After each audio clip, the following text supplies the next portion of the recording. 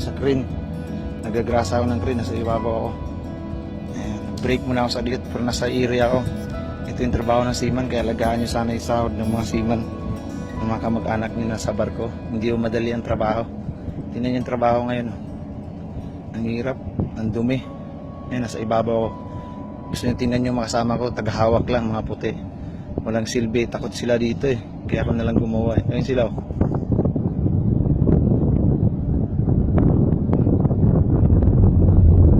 Yan yung dagat, makita nyo yung dagat. Yan yung baba oh. Yan yung baba.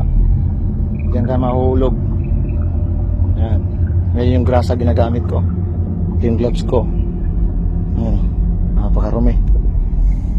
Sana alagaan nyo sana yung mga padala ng mga seaman. Hindi yung madali ang trabaho dito. Mahal na mahal ka namin kayo, kaya ito ginagawa namin para sa inyo. Dito malapit na matapos. Ayan o. Ayan, malapit na matapos. Green number 1 to. I love you guys. Ingatan nyo sana yung sahod ng mga seaman na hindi lang yun sa pamilya ko, kundi sa lahat ng may mga pamilyang seaman. Gusto ko lang ibahagi sa inyo. Ako lang gumawa yata nito na nakapag selfie sa ibabaw ng crane. Nandito ngayon nagkagrasa ng cable wire. Meron pa akong isang crane na gagrasahan yung malapit sa bridge. Kaya dito nagnakaw na lang ako ng video. I love you. Ayan, dumi-dumi ko. Miss you guys. Thank you. You put into them. The next little bit is about shopping for seafarers. And before I get into that one, because that's where we've had a bunch of questions, I'm wondering if anyone has any comments so far, and especially on care packages. Are you giving out care packages, and what's your experience of how that works for you now? Have you had to change the way you do things by giving out these care packages during coronavirus time? Are the things you don't give out, are the things you do give out? Would anyone like to comment or make any have any questions for the numbers we've seen so far in this presentation? If you'd like to comment, you just put up your little hand and then I can open up your microphone.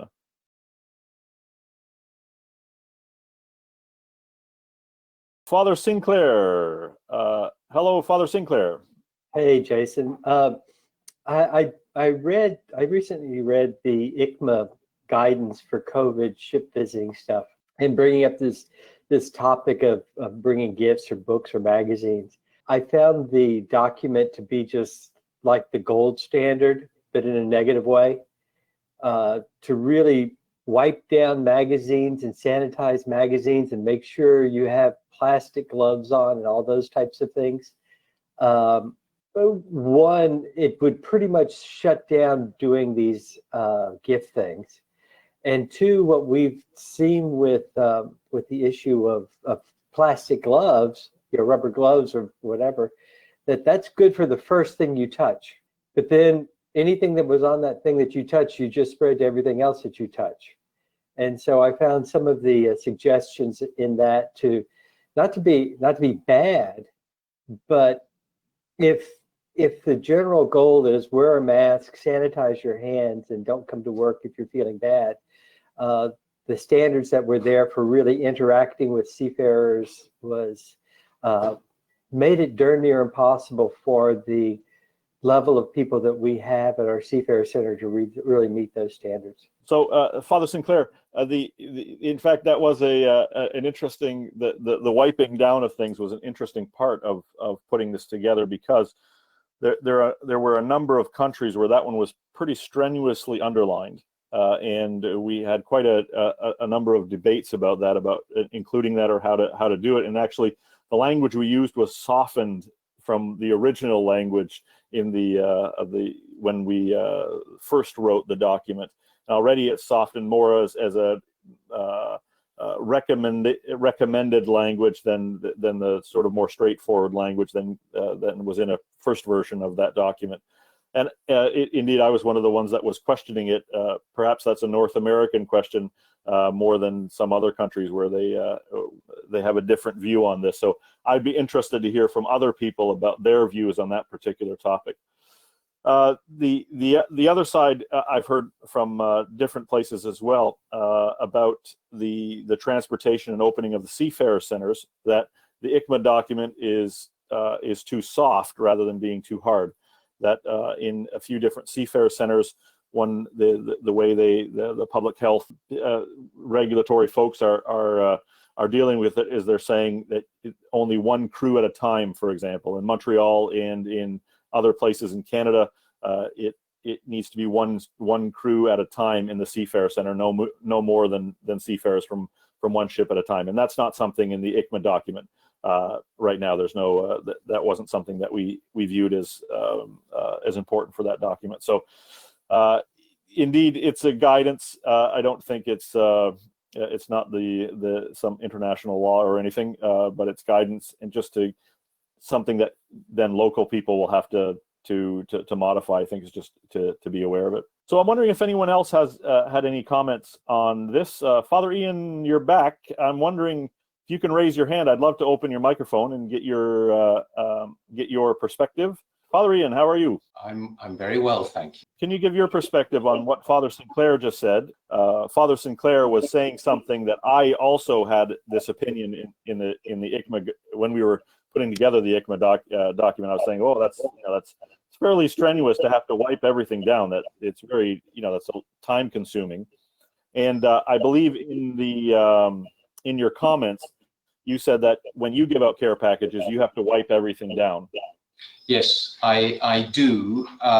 Yes, it is time consuming and all that, but the impact that I've seen, I mean, just the look on the faces of the seafarers when I arrive and I say, oh, there's a bag here of things for you, and it's a gift, just to say welcome to Panama, makes the effort worthwhile. And I mean, as it is, we've got to wipe everything down when we come in from our shopping. In Panama, they're very, very strict on this. Sadly, the virus is running wild here, so we just have to be extra vigilant. So when we bring in the shopping into the house anyway, we wipe everything down with alcohol. So the bags of coffee that we buy, the bags of chocolates and things, it gets done with the rest of the shopping, if you know what I mean. The fiddly bits are the magazines, but it tends to be just the spine, the front and back cover, and the edges. You can do that in 30 seconds. It's not onerous, but again, it's something that is appreciated, and we are asked if there's any literature. Yeah, in Panama, since when have you been able to ship visit? I've been called out for emergencies in 2 cases. With 3 cases, there have been deaths involved, and in 1 case there was a seafarer having suicidal thoughts. So I was able to use those emergencies as concrete evidence that we can do ship visiting responsibly. And on the basis of that, the Ministry of Health has now recognized that there's a parallel pandemic, which is a mental health pandemic that is hitting seafarers particularly hard. And so they've given me the go-ahead to restart ship visiting in a boundaried way. And by boundaried, I mean using the protocols in the ICMA guidelines. That's very interesting. And so when did that start again? This is just recently. I started this week. Oh, wonderful! Yeah, that's very good to know. So I've managed to do 3 ships this week, which are independent to the other emergencies that I had last month, which were earlier this month, late last month. Thank you, Father Ian, for those comments. I think we'll circle back to a couple of those things in just a moment. And I'd just like to sort of push ahead again with a few of the numbers to prime the pump for some more discussion. a big one that is both a joy and a frustration for seafarers chaplains that I'm hearing quite a lot is shopping for seafarers. So something big that's happened relatively early in the coronavirus lockdowns is that chaplains and ship visitors, seafarer centers are being asked to bring things to the ship. We've always brought things like SIM cards, etc., but now quite a bit more, and do like shopping lists for seafarers. So what we're seeing is you and your local staff shopping for seafarers. 26.5 yes daily or almost daily. 10.8% yes once or twice weekly, yes sometimes. So well over half are doing shopping for seafarers, and sometimes in very significant ways. We're not just talking $20 or $30 or whatever local currency in money. I've heard of ones of thousands of dollars of shopping for seafarers. And one of the challenges in this is that it's relatively straightforward when you have a clear list and they know exactly what they want. But many chaplains are saying it's the back and forth that often can be very challenging. When you buy the wrong thing in the wrong color, the wrong size, it's more expensive than it was supposed to be. The back and forth with seafarers, or you get to the market and you just don't know what they want, so you have to go back to the ship and then back to the market to find out things. Many chaplains are saying this is the core of their real heavy work now. I mean, they can't drive seafarers, they can't bring them to the seafarer centers yet in many places. So one of the big things they're doing is shopping for seafarers.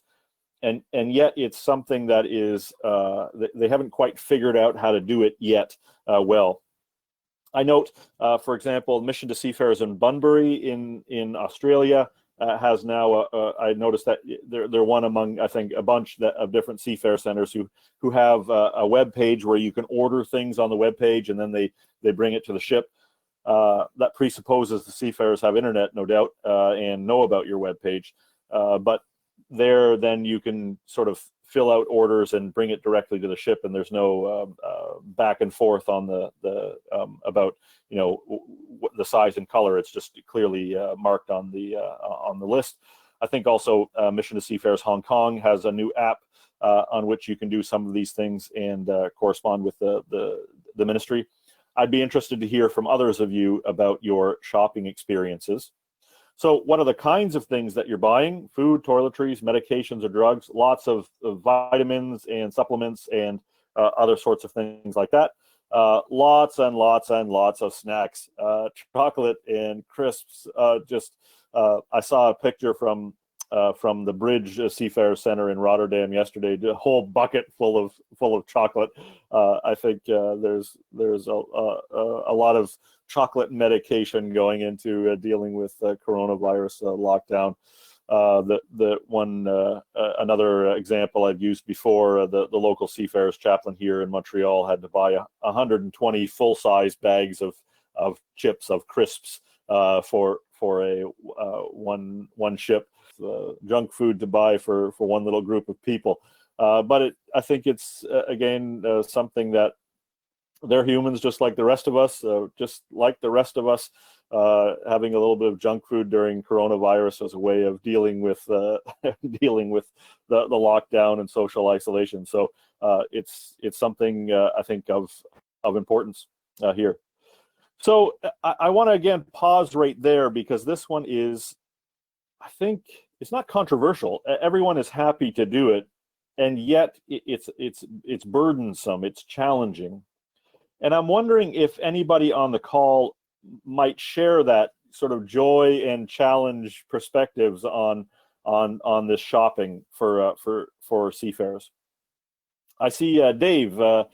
Dave Hane, you have your hand up. Dave, would you like me to open your microphone?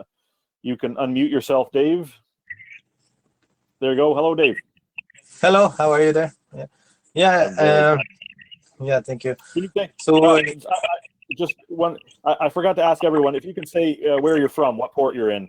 I'm from Bangkok, Thailand. I'm working as port chaplain at Bangkok port. So we are also here doing some shoppings for seafarers. But one thing we are alarmed now in Bangkok, we've seen 3 cases now involving seafarers repatriations. And we found out that there are seafarers who are being transferred from one ship to another, and they're stuck to a ship which they don't have any privilege at all. They don't have salaries, they're just stuck at one ship. So they are asking our help. So we are doing our assistance right now for these seafarers. So we are giving supplies. We ask cooperations with the union, port authorities to give supplies to these seafarers, and working with the immigrations and other government agencies here. Are you finding Father Ian just a moment ago said that Panama has allowed ship visits because they finally realized that this is a mental health issue. And I'm wondering if your local agencies there, are they realizing that this is having a mental health impact on seafarers? Yeah, it's a big truth. This is about mental health issues, because when they call us, they're very frustrated and fatigued, and they don't know what to do. When they talk with us, we found out that their mental health is affected. When we first met them, we didn't involve yet the port authorities and other organizations. We just talked with them. So we went out that there are some legal matters need to attend. So we touched with the other organizations to be involved. When they get assurance that there are some organizations will help them, so they find relief. They find it sort of hopeful for the situations. And one ship, most of the crew are now being repatriated and now undergoing a quarantine, because it's required here in Thailand to undergo quarantine for any seafarers coming ashore. Okay. So they have to quarantine before they go to the airport. Yeah. And okay. There is another problem we arise just this morning, because the embassy will not shoulder, or the company will not shoulder, the repatriation cost. So it's another problem that came this morning when the agency we took yesterday from the embassy. So they said they can pay for the repatriation cost, but now they're changing, and when they talk to the company, that the company will not shoulder about the repatriation cost, because the request for crew repatriation is from the side of the crew, so it's not the company's request for repatriation. I see. So, but are they over their contract limits already? Yeah. They're been there extended for about 3 to 4 months already. Maybe I might be able to put you in contact with some people. So if you write me an email about it, maybe I can send that on to a few other people who might be able to help. Okay, thank you. Thank you for those comments, sobering comments. It's every Tuesday and Thursday, for me, mornings, afternoon UK time, I'm on calls with the International Chamber of Shipping, International Transport Workers Federation leadership, and it's very frustrating because all of these so many crew are way over their contract limits, and figuring out ways to get them home is very, very frustrating right now, because some of the major places where they normally would sign off are proving to be the most difficult places to sign off at. And the flip side of it is then so many seafarers now, the big humanitarian crisis of this all is so many seafarers now are at home and don't have new contracts, and might not have contracts for a long time, and so might be in serious difficulty at home without a stable revenue source.